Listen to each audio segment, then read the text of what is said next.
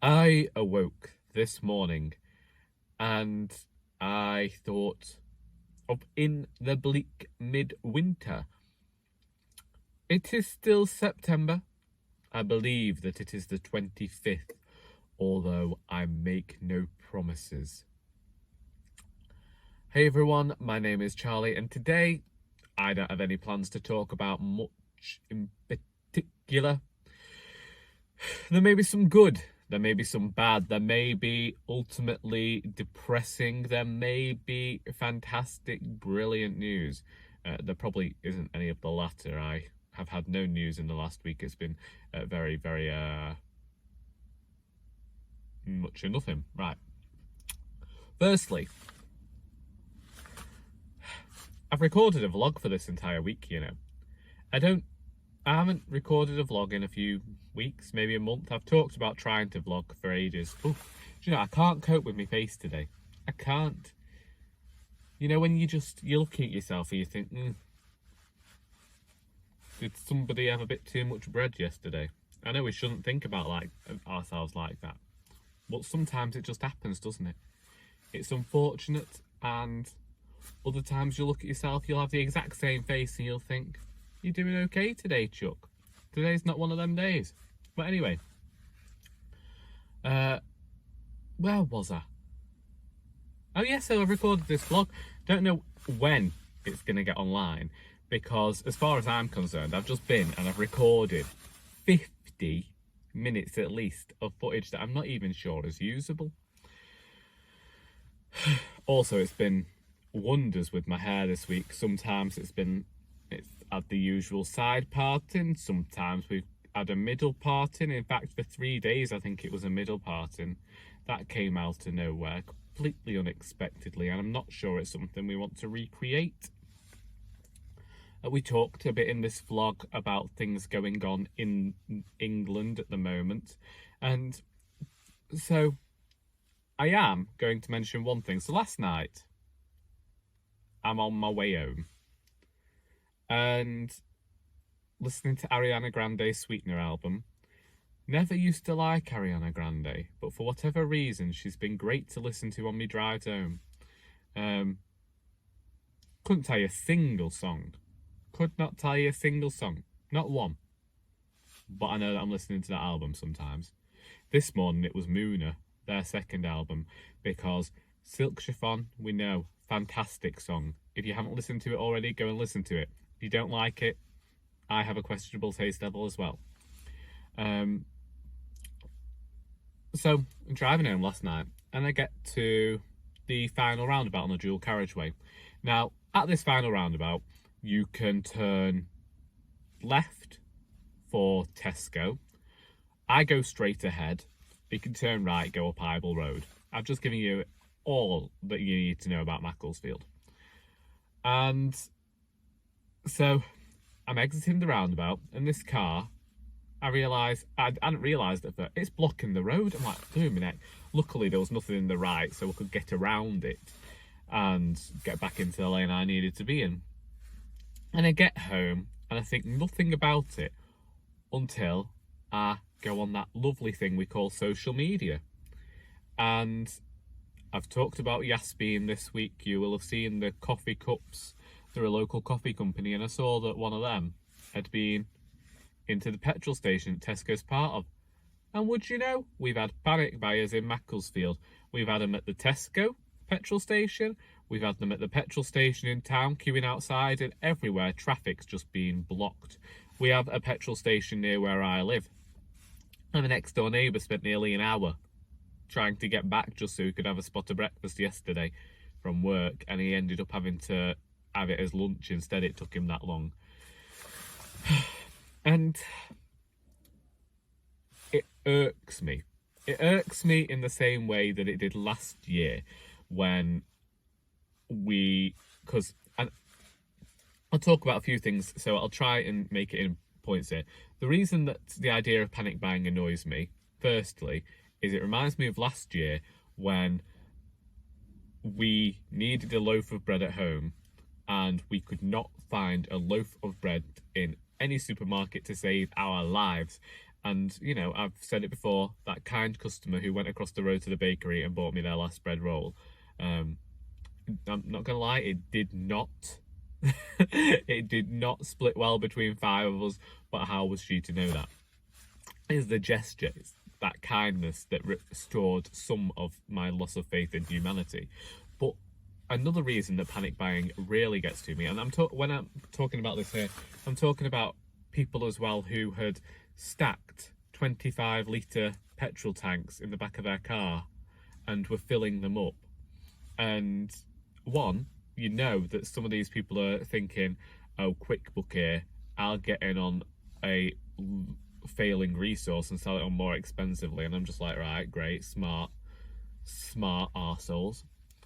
And then I can't even remember where I was going with that thought then. But then I also think it's a purely middle class enterprise or an upper class enterprise, because when you're poor, like me and what my family are, you can't go around stockpiling things. We buy it as and when we need it. I think there is one thing that we have stockpiled in my house previously, and that was tinned tomatoes. And do you want to know why we stockpiled tinned tomatoes? Because my mother kept forgetting that she'd bought them.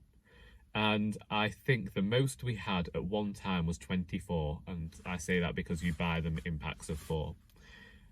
And, you know, tinned tomatoes isn't really much. And they all ended up going, you know, chilies, spaghetti bolognese, that sort of thing. I'm even explaining tomatoes to you, but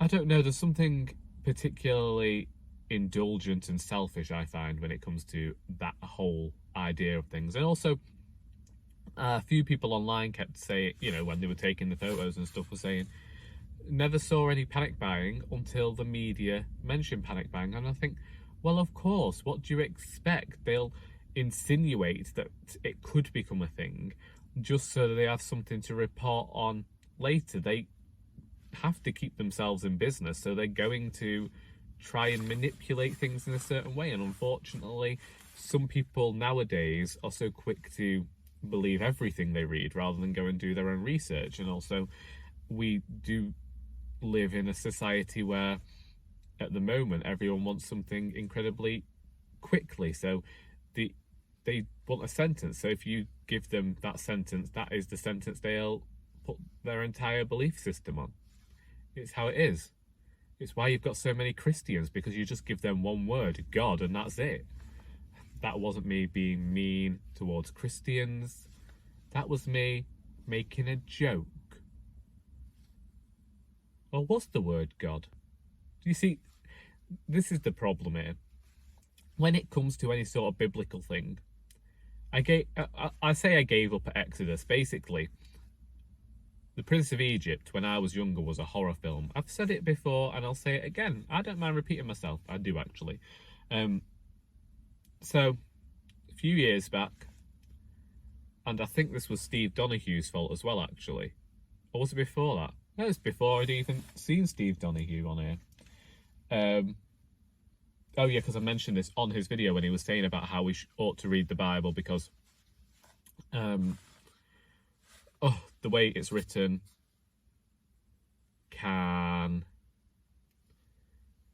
give us more information as to how novelists write fiction today. It was something like that. It was about the Western canon, the progression of words and literature and making things accessible. And anyway, tried to read the Bible, got as far as Exodus, got terrified by the story of Moses again, and beggared off out of there. And also, you know,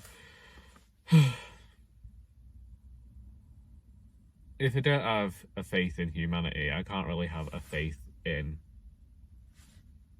anything.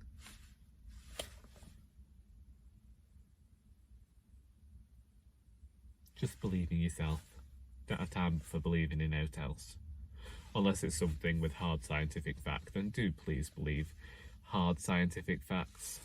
Don't be go putting yourself in harm's way. I nearly put myself in harm's way this morning trying to avoid a pigeon in the road. There's a bend near where I live. I was coming round this bend. And a lot of times, I live on a council estate. And people will come around this corner too quickly. I don't, still drive like a granddad. And this pigeon was right where I wanted to drive. And I could not run it over. So I had to go round it. And the entire time I was going round it, I was thinking of when my form tutor from school didn't come into school that day because she had swerved to avoid a squirrel in the road and gone through a fence into a farmer's field.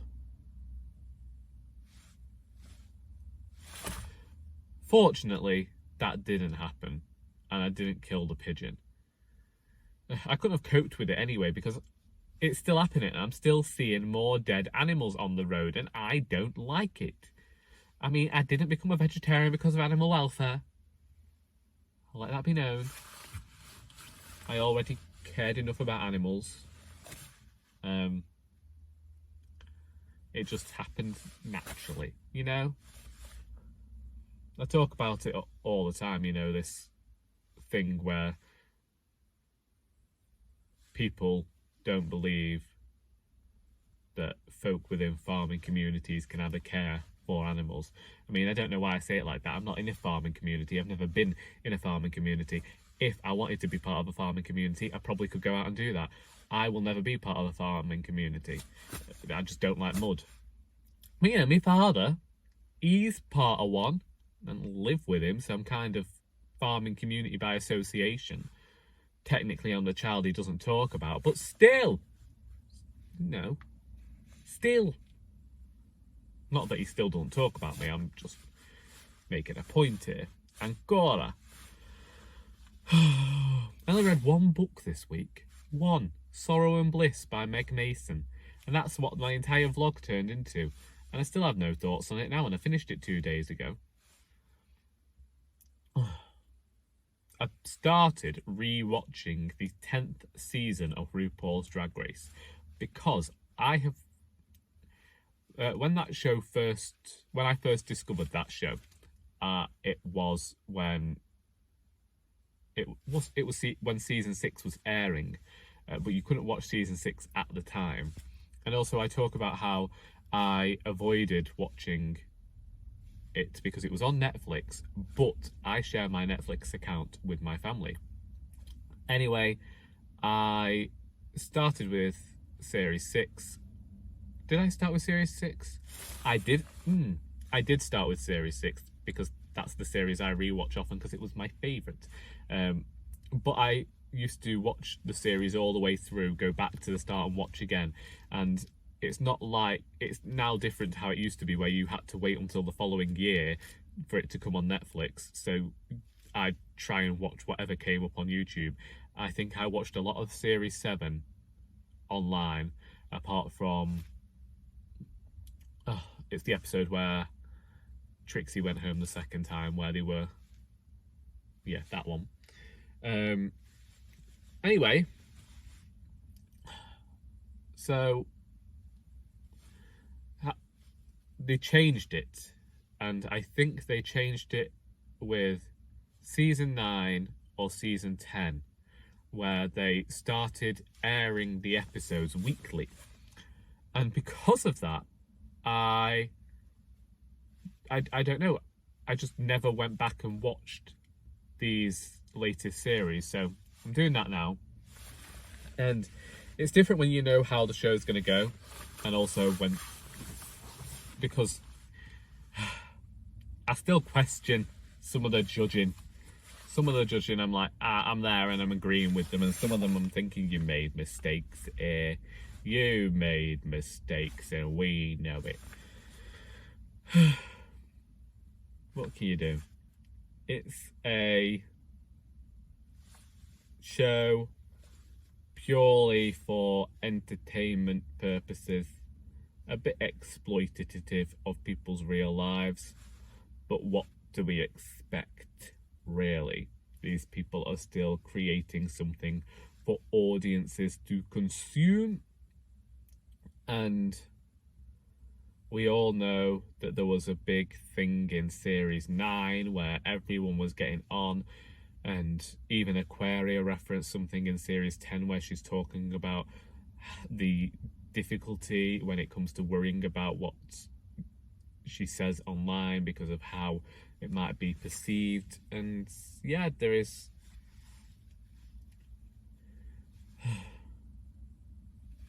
that worry there, isn't there? I know that sometimes with writing, I saw about Claire Mackintosh receiving hate mail this week, and I've not read a Claire Mackintosh book, so I can't comment about the contents of her work, but I can comment about people not recognising that a fictional villain is not representative of an author's views, and sometimes as writers we create reprehensible characters and give them opinions and dialogue that goes completely against our own thoughts and beliefs, but in order to emphasize their villainy and to discuss a topic as well.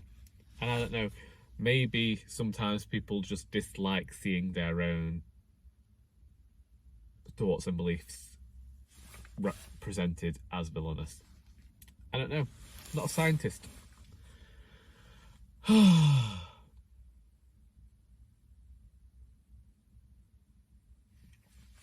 Honestly, I feel like once again this Woolgathering has been a bit more dismal than usual, but it's one of those where I'm talking about these topics, but I don't feel dismal. I mean, the sky is a bit dreary at the moment, a bit pale, a bit wintry, and apparently it's going to warm up later. But then that's just September weather, isn't it?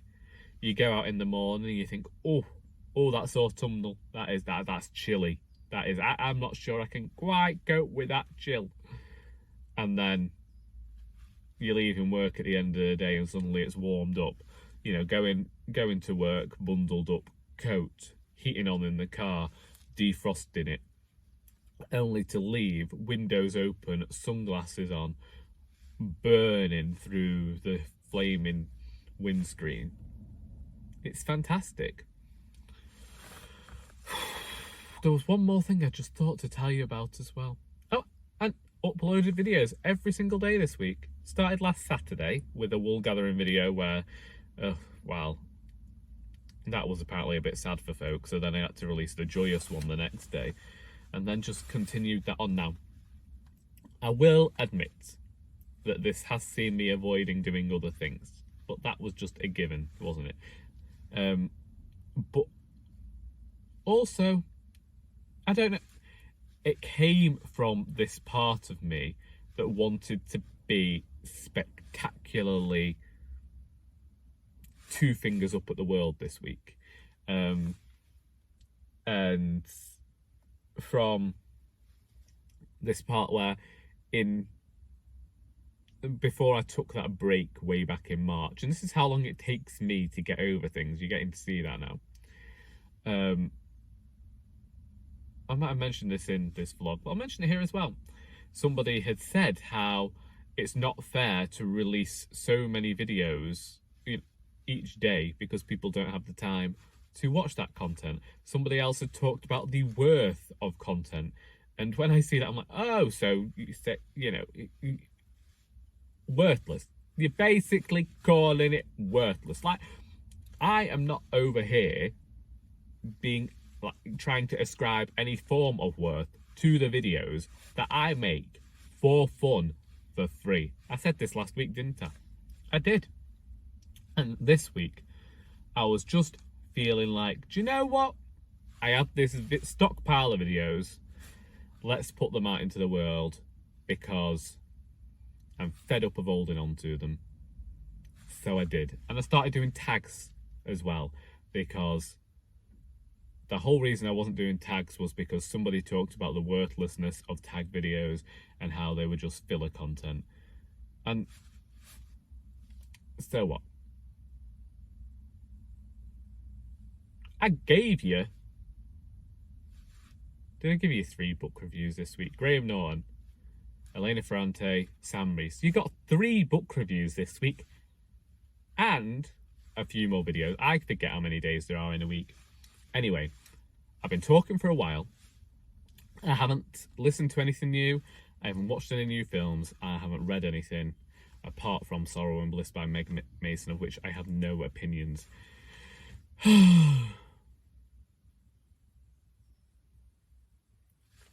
I'm in work now until 5 o'clock. And